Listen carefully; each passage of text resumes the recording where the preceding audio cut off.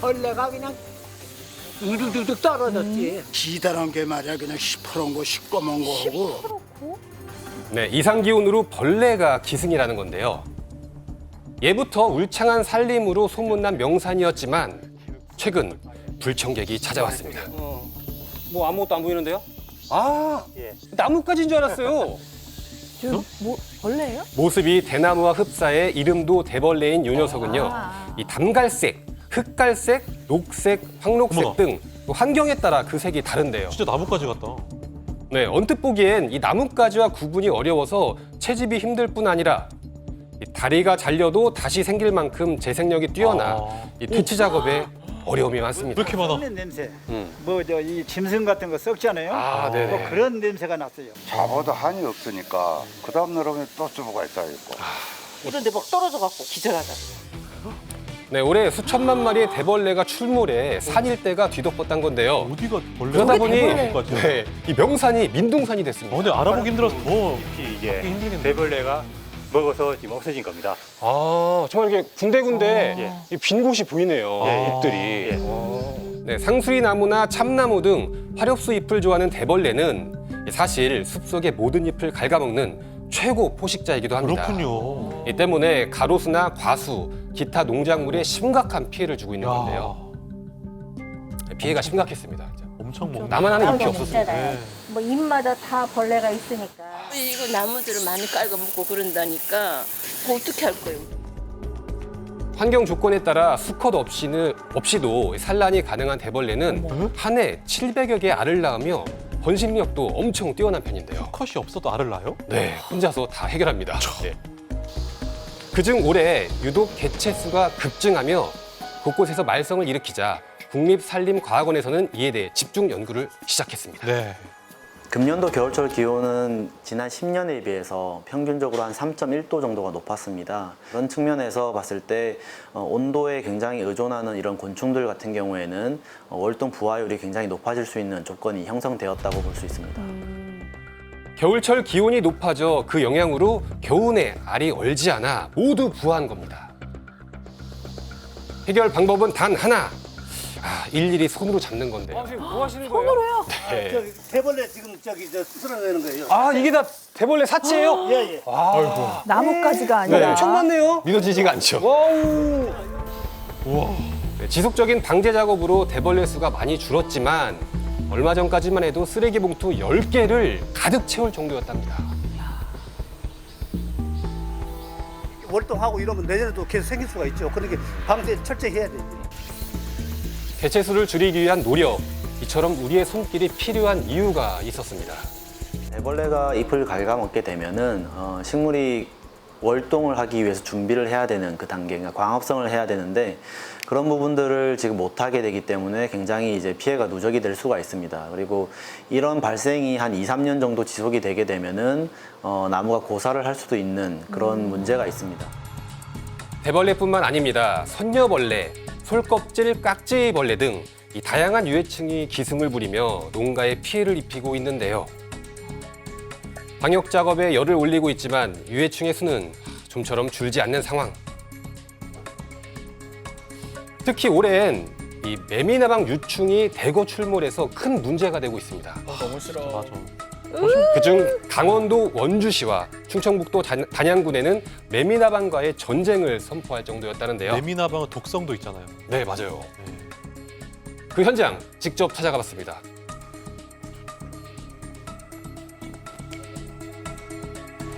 안녕하세요. 이게 매미나방 잡는 포충입니다. 네, 마을 농사를 짓고 있는 한석원 씨. 야밤에 마늘을 엮기 위해 불을 켰다가 떼지어 몰려오는 매미나방을 보곤 이 창고에 있던 포충기를 떠올렸습니다. 그의 예상은 적중했고 포충기로 매미나방 수억 마리를 잡았다는데요. 수억 마리입니다. 네. 일일이 다 이게 직접 태우시는 거세요? 지금 현재는 그러고 있습니다. 아, 지금은요 알 터지는 소리도 나죠. 아 그러게요. 진짜 알 터진 소리가. 네, 알이 부하지 못하도록 일일이 태워 퇴치해야 합니다.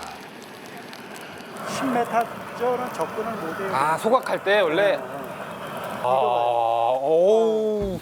요즘 긴 장마로 개체수가 줄긴 했지만 얼마 전까지만 해도 1시간에 한 자루씩 최소 10자루 이상 잡았다는데요. 엄청났구나. 이제 냄새도 엄청 심각해요. 예. 냄새 먼지 때문에 지금 네. 비를 맞아갖고 그나마 요 옆에서 얘기를 하지만 저기 그걸 뭐 얘기할 수 있는 상황도 아니야. 마을에 있는 간판에는 물론 건물 외벽을 도배하다시피 점령한 매미나방은 다른 유해충과 달리 피부염이나 발진을 유발하는 독을 가지고 있어 위험합니다. 지금 너한테 덜 쫄았는 게 이런 게 있잖아. 그러네요. 저 알. 알. 이게 나는 알이군요. 내가 된 거는 내가 다 이거 이것도 다 있잖아. 이게 다 있는 흔적이래요. 이거요. 다 이 누리 단계 전부 있는 흔적이에요. 특히 불빛을 쫓는 습성 때문에 주택 가까이 서식해 더 문제인데요. 예. 아니 난 밭에 일을 하다 있겠네.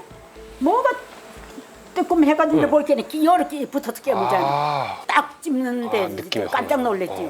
아니 밖에서요 불 켜놓고 뭐를 못해요. 이 마당에까지만 오고 이런 벽에도 붙어 있고 막 그랬어요. 저런 나무 쪽에 네. 전부 다 갖고 저기 나비가 돼서 아마 가서 알가로 다 나무에 붙었습니다. 얼마 전까지 마을을 점령하던 매미나방은 번식을 위해 산으로 서식지를 옮긴 상황입니다. 마을 뒷산을 따라 매미나방을 찾아 나섰는데요. 여기 그건 뭐예요? 매미나방. 저것도 알이 있구나. 매미나방. 이렇게 알을 다 나누는 거예요. 네. 어이구, 진짜 많다. 실제 나무 곳곳엔 수억 마리의 매미나방 알이 다닥다닥 붙어 있었습니다. 다 없애야 돼. 네, 여기도 엄청나게 많은데 제가 좀 제거를 좀 해보겠습니다. 네. 와, 이 알이, 오우. 선생님, 제가 이거 한 몇 천만 마리 잡은 거죠? 그렇죠? 이게 굉장히 쉬운 일이 아니네요. 또 여기는 좀 낮은 데 있어가지고 손으로 가능한데 아니 높은 데 있는 데는 작업할 방법이 없을 것 같아요. 어찌나 영리한지 사람 손이 닿을 수 없는 나무 윗부분에 알을 낳아 보호하고 있었습니다. 높은 데다가. 네. 그런데 어떻게 작업할 수가 없을 것 같더라고요. 보시다시피 저게 몇 메타 되겠어. 수백 년 나무를 타고 올라갈 수도 없고. 그러게요. 이거를 여기서 마을에서 수백 메다를 물을 끌고 와서 쏠 수도 없고. 답이 없지 뭐. 답이 없었습니다. 매미나방 유충은 털이 가시처럼 생겨 살을 파고들 뿐더러 식성도 아주 뛰어납니다. 맞아요. 여기 많이 붙었어요. 그걸 내가 다 끌고 냈지. 종류를 가리지 않고 잎을 갉아먹어 결국 나무를 병들게 만드는 건데요. 올해 다도 못 따먹었어요. 잎하고 다 끌고 먹는데 뭐. 다 깔고 먹으니까 다도 내게 달린 거 다 떨어지고 그랬지요.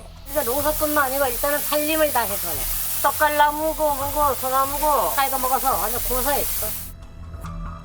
전국 곳곳에서 등장하는 유해충.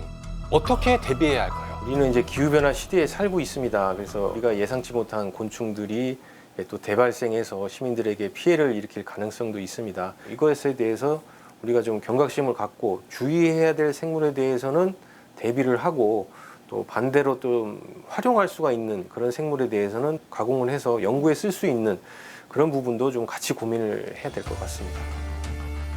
대한민국을 습격한 벌레. 환경에 안일했던 우리의 태도가 빚어낸 또 다른 참극입니다.